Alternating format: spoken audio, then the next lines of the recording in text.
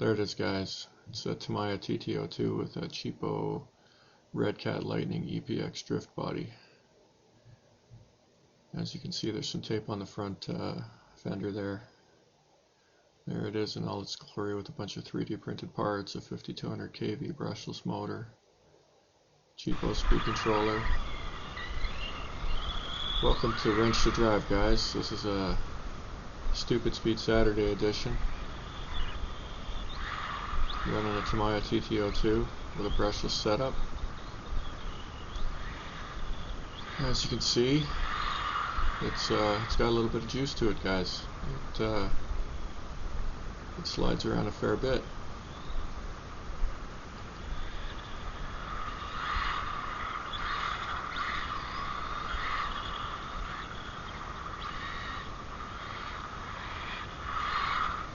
I really like this motor, guys. It's a cheapo from Banggood. I forget the brand off the top of my head, but I'll put a link in the description below. It makes a lot of power, guys. It's 5200 kV, not super high, but high enough. This car does about 40 miles an hour with the stock gearing and this motor in it, guys. The setup you're looking at here. And I paid 30 Canadian pesos for that motor. Worth every penny in my opinion, guys. It's pretty impressive. If you've seen the channel before, you've probably heard me talk about it. I've had it in the Red Cat Gen 8 just for laughs, and I mean, it practically makes that thing jump off the ground, guys. It makes a lot of power. So yeah, decent motor, guys. I highly recommend it. Out for a little bash today with the old TT-02. It's got a lot of 3D printed parts in it, guys, and contrary to what you might have heard elsewhere, you can actually make a car go pretty well with 3D printed parts. There's a weakness in this that I'll show you in a little bit here, but I suspect it's more due to a quality control issue than a fundamental problem, guys. As you can see, this thing is not slow. It's not a bullet, guys. It's not the fastest TT-02 you're ever going to see, but it's pretty fast. This is, I would say, near the limit of usable speed, guys. You get a TT-02 going much faster than this, and it's going to be on the edge of out of control all the time, guys. Now, if you watch carefully here, you'll see that it does wander a little bit, guys. What you'd like from a touring car is that it pulls out of a corner real straight, and this has a tendency to do stuff like that. Believe it or not, that was unpredictable, guys, and that's the problem right there. See all that play on that side? Now I'll show you the other side. Not much play, guys. Much tighter. Yeah, there's some play there, guys, but that's not catastrophic. That's tolerable. That is not. That's bad, guys. And I think what's been happening with this thing is that the suspension gets itself sitting in a certain position, and then it's a little wonky coming out of corners. And when it settles back down where it should be, it comes out of corners really nice. And just so you know, it was not like that when I put it together, fresh off the printer. But 2+ hours of running in, apparently that side's taken a little bit of damage, and the car has rolled over a few times, similar to what you see in this video. Not a lot of craziness, guys, but definitely some potential for damage there. And apparently there's there's been some wear and tear, as you can see from that play, and some bad driving from time to time. But what are you gonna do, right? Yeah.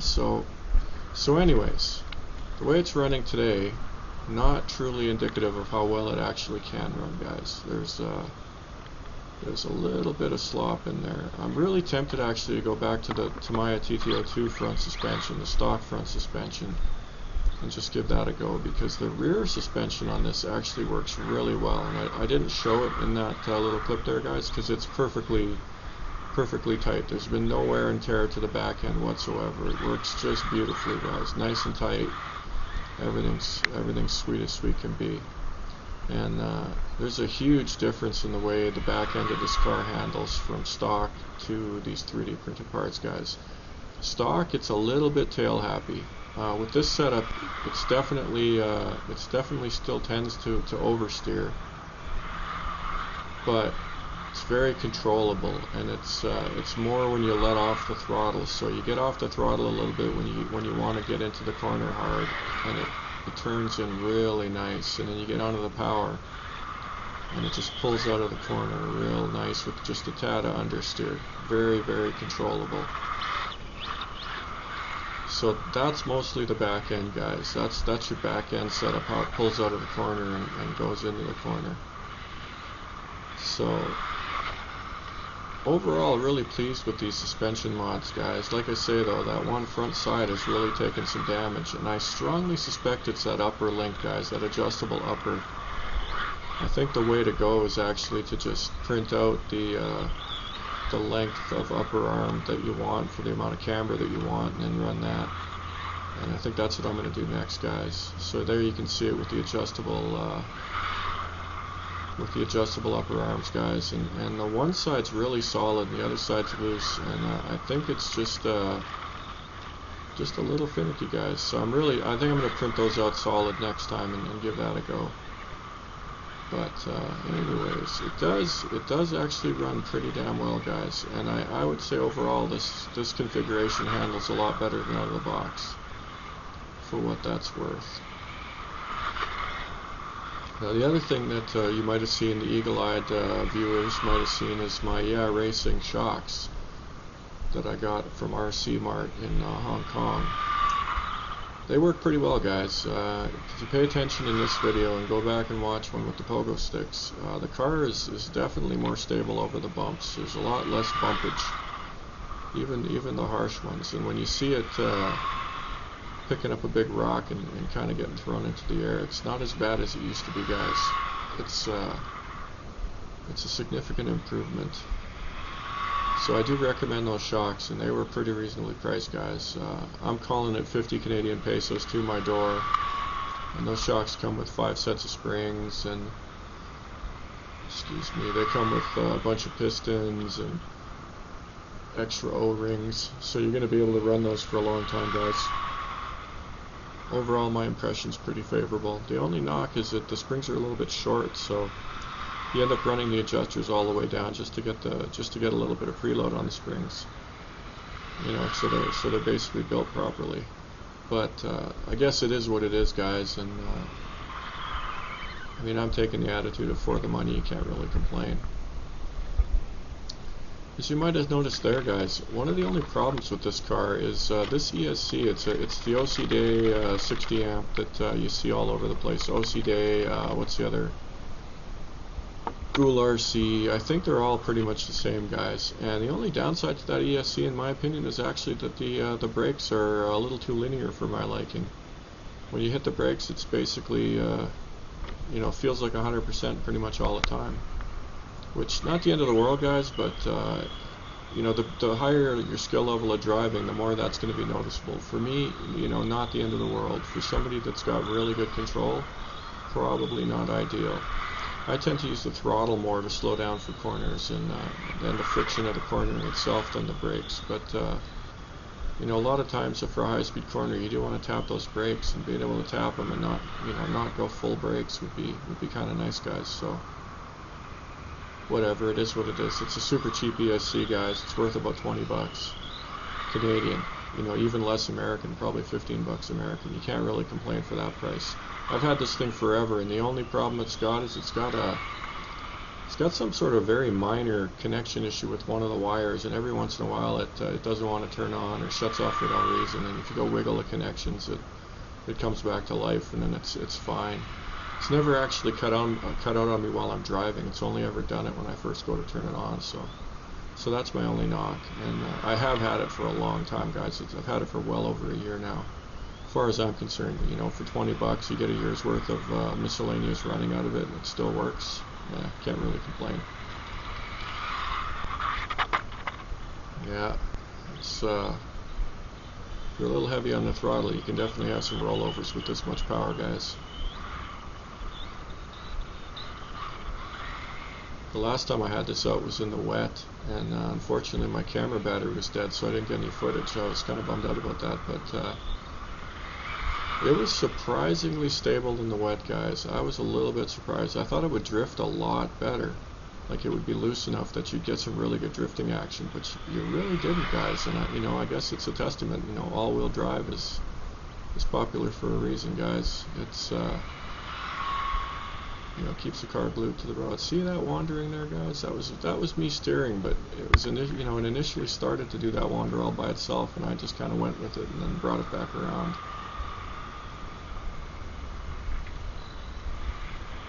Yeah.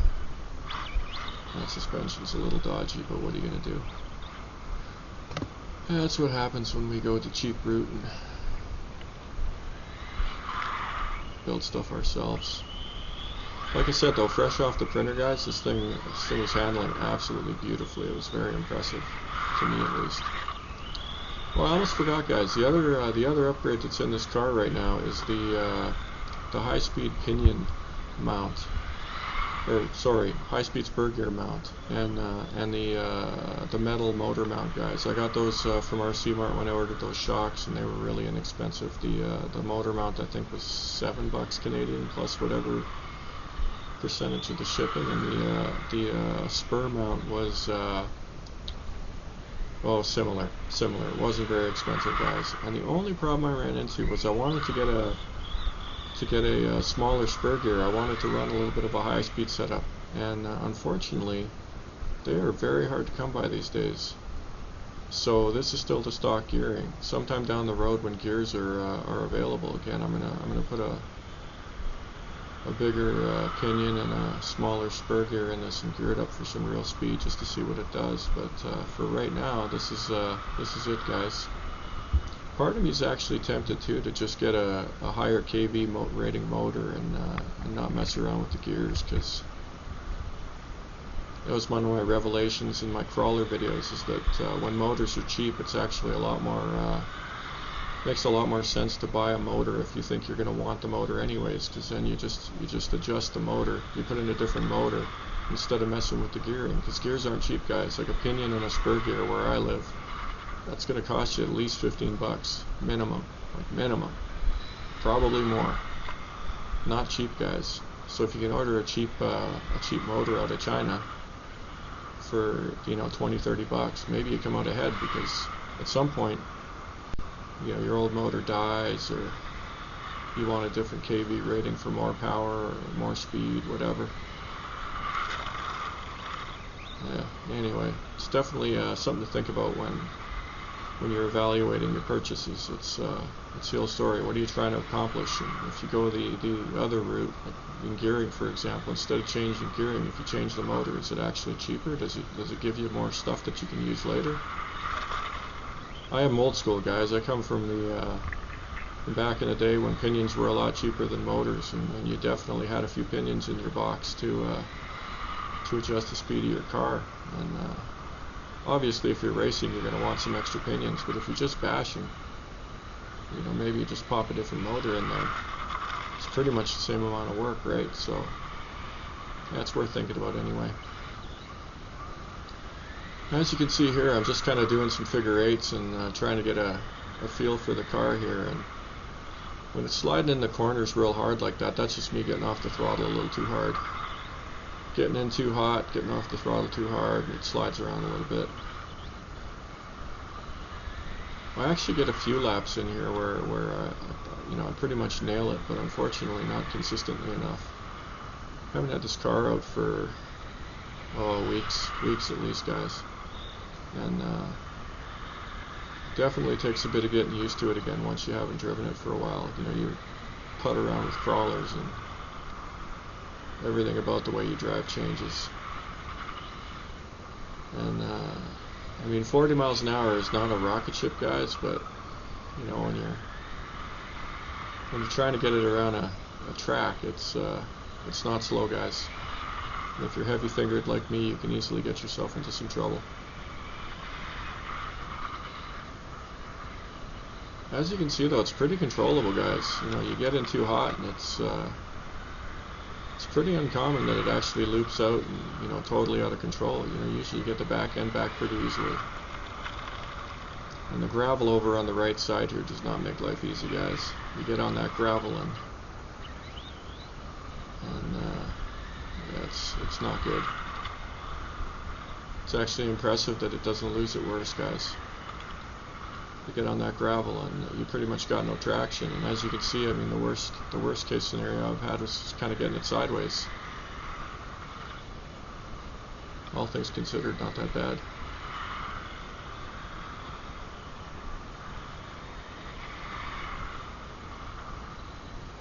In case you're wondering, the heat is not a real problem, guys. It's fairly cold out there in this run. It's about 10 degrees Celsius. My fingers were getting a little chilly, but yeah, the motor definitely didn't get super hot. It got a little hotter than I thought, actually. I thought with the temperature being down to, you know, a whopping 10 degrees, it would it'd be no issue whatsoever. But at one point there, I checked it, and it was not hot, but it was getting a little warm, guys. Warmer than I thought. Let's put it that way. But this is a lot of fairly high-speed running, guys. A lot of me hammering on the throttle constantly, so I guess that's to be expected.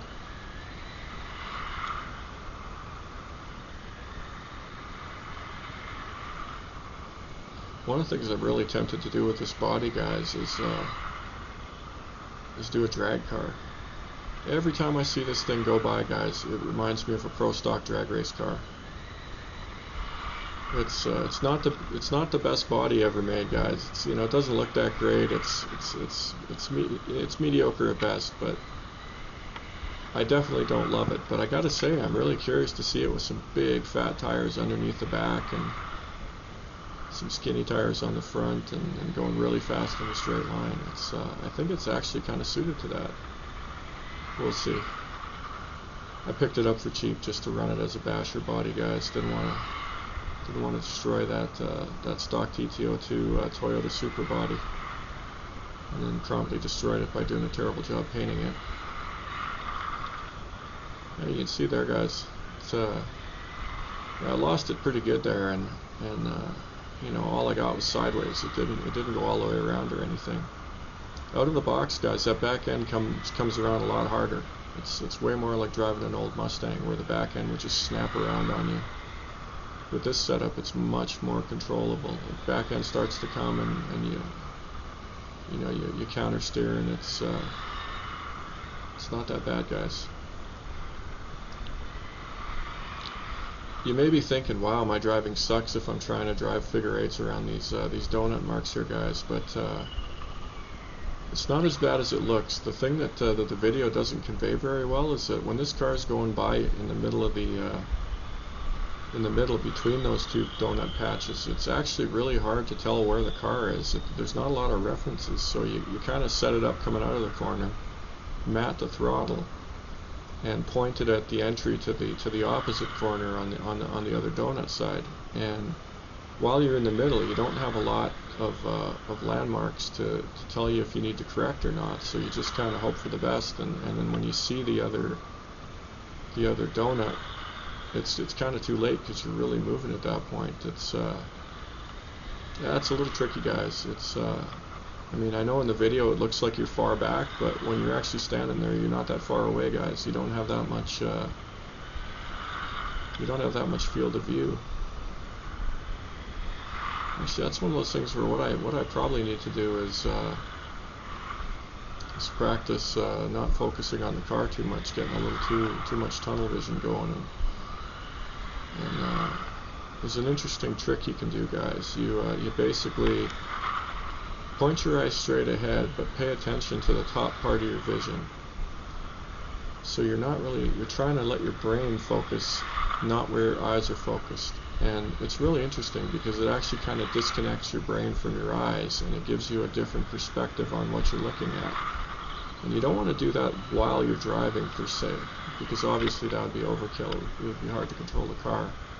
But if you practice doing that, before you start driving, or take a little break from driving and give that a try. What it's going to do is keep you from getting tunnel vision to the same level. So you're not super focused right on the car, you know, and then maybe a foot in front of the car, a foot behind the car. You're actually paying way more attention to 10, 20 feet away from the car, letting your brain process that better.